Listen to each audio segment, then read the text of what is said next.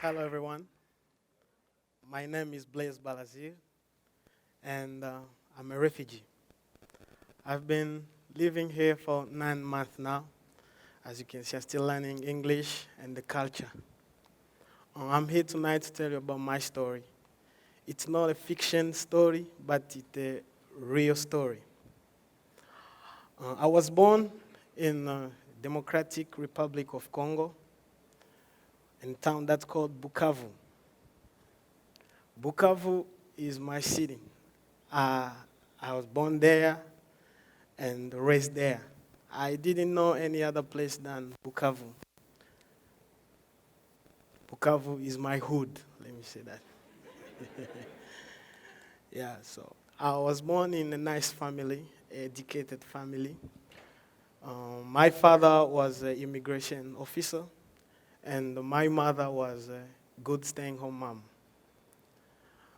So I went in Bukavu. I went to school in Bukavu, elementary school, middle school, and high school, half of high school. And in middle school, I wasn't the guy who could play soccer or basketball, but I was what you call a class clown.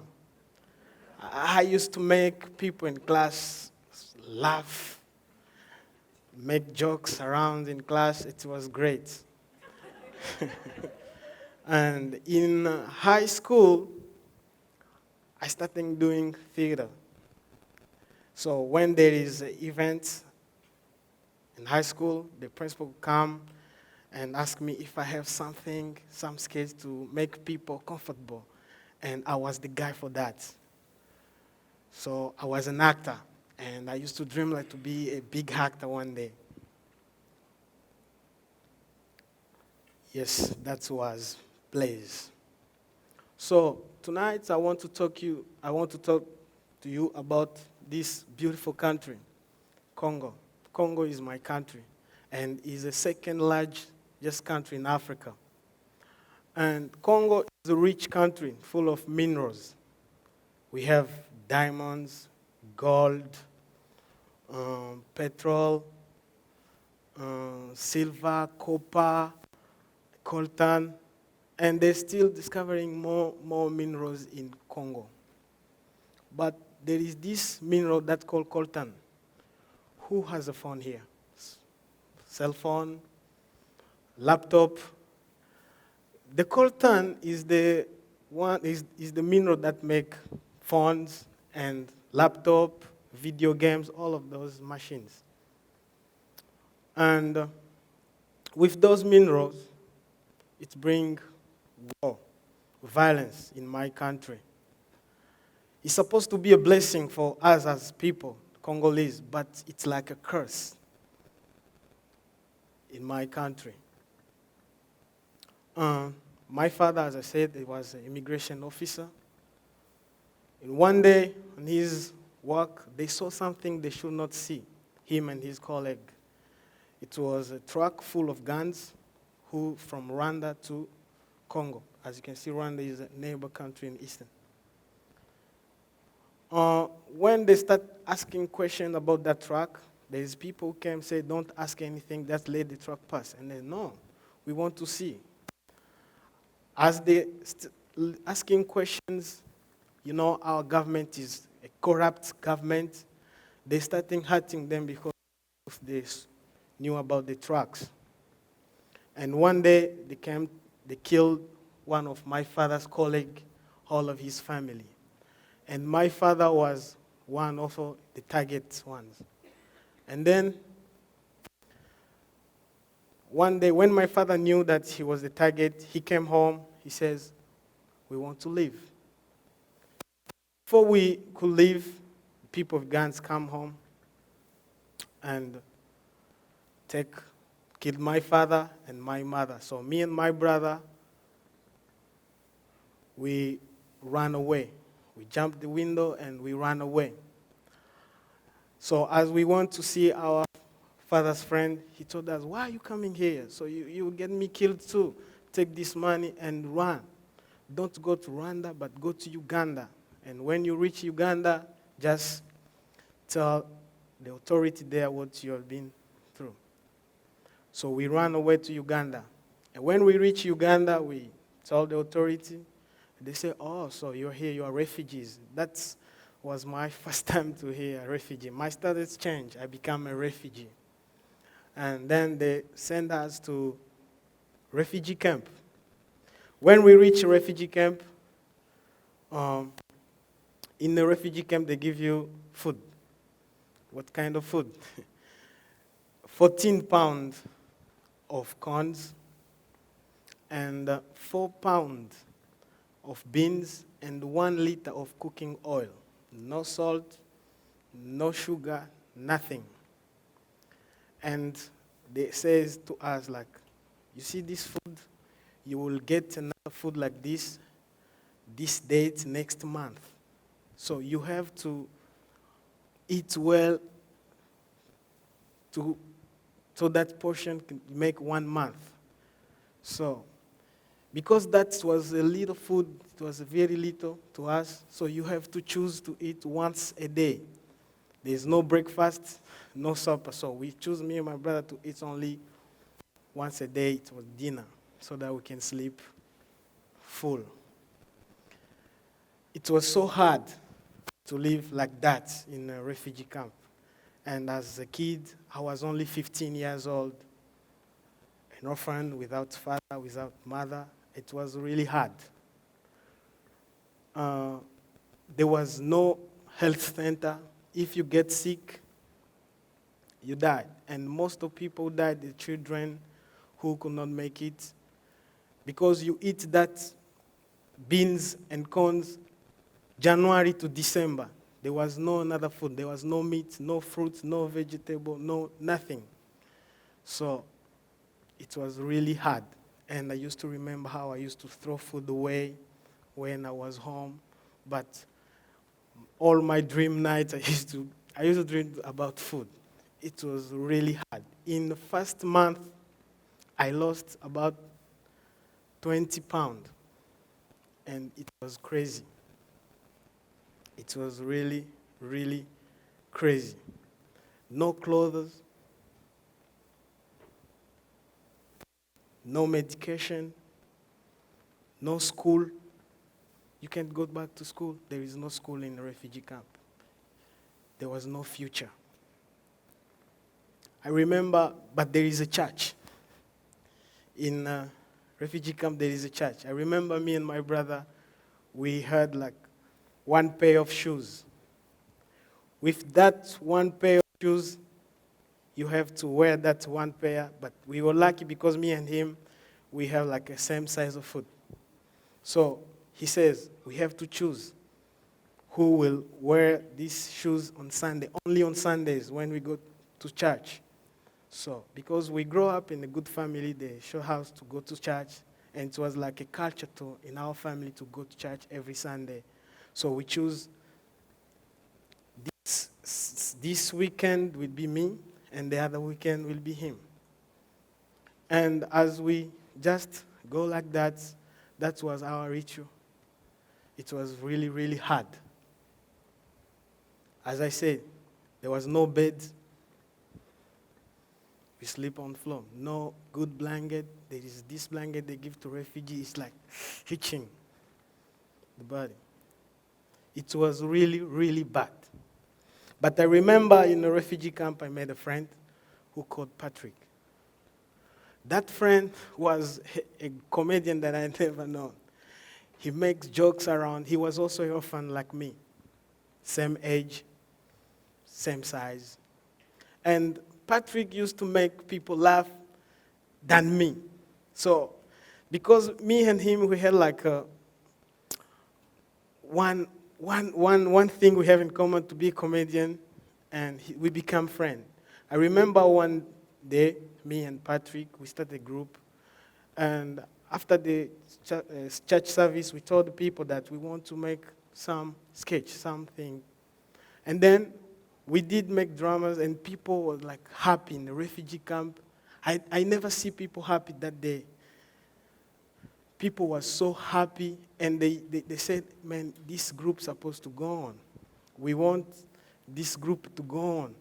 We will pay you in our food because there's no money in camp. We pay our own food, some little portion, so that we keep doing this. Because, in camp there is a lot of problems, a lot of disease, no medication. And when we did that drama things, people were so happy. And they forget about their misery. It was so great. But after a year, my friend Patrick got sick, typhoid. Do you know typhoid? And we took him to the hospital, but there is no doctor, there's nothing. He just sleep in the bed. After a week, I told Patrick, I went to see him. I said, Patrick, let me go home and then bring you something to eat so you get better. After I went back home, I came after like 2 hours. I found like Patrick passed away. So I didn't cry when my parent died because I was running. But that day, I cried so much. I was like, oh God, why? Why us? Why everyone that I love have to die? Why? Why me? What did I do? What did we do so that to deserve this life? I had a lot of questions in my head, and I was so mad to God, to everyone. Why us? Why? Yes, that day I cried so much. I mourned my parent death, my friend death, in the same time that day. And it was really bad for me. And I was keep asking my brother, why our father went to tell the authority about the guns? Why he didn't keep quiet so that he'll be alive? And he was like, our father was a good citizen. He did what he's supposed to do. He went to report because of the violence. He knew that those guns will bring violence because those guns wasn't the government guns. It was from the people, and the government are corrupt who they want money, they want to disturb, they want the minerals. He said he was a good citizen, that's why he died for that. So in my mind, I was just, okay, but I didn't accept because I still miss them every day. After Patrick died, there is a father who came to us and said, we ran away from war, but we are also dying in this camp. I buried my two children here, and it's really hard to a parent to bury their own children. So we are going back to Congo. They went back with other families. After 6 months, they're coming back again, half of family and some, none of them. They say, man, maybe they died. And they told us, man, there is no home again. Maybe here we will die slowly, but there it's violence. People that are cutting people with machetes, it's really bad. They came back. And then that gave us hope. We became hopeless. We can't go back home. We are stuck in a refugee camp. We are just hoping maybe one day it will be my turn to die there. And it was really, really bad. But after 8 years in that camp, full of misery, the United States came, immigration. They came to help refugees like me who could not go back and who are stuck there. It was a part in the refugee camp because people, even if me, I believe that United States is half paradise. We jumped, we celebrate because we knew that we are coming to America.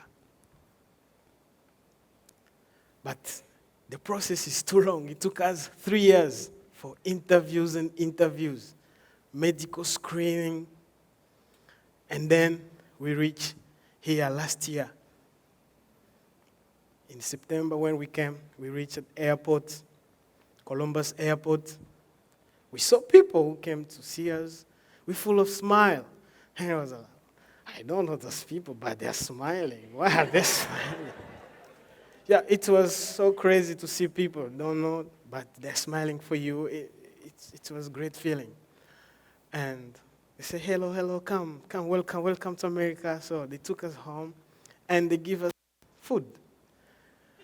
And the food was whole chicken, everyone with all the chicken. I remember eat it all the chicken, even with bones.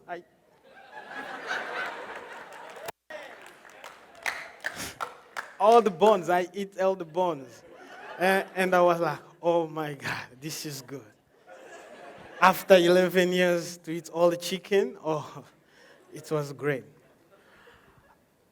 They took us to our room. I see the bed, blanket that smelled good, and it was so good to see a bed again, a blanket that is so good. Even if it was cold at that time, it was so nice. I remember I used to wake up in the middle of the night, just open the fridge and see all of this food is mine. I could not believe. I was like, maybe I'm dreaming again. I was like, Blaise, wake up. Wake up. No, it's not a dream, it's a reality. Oh, my God. It was so great. It was so great. But after math, you see, life here, it's not easy.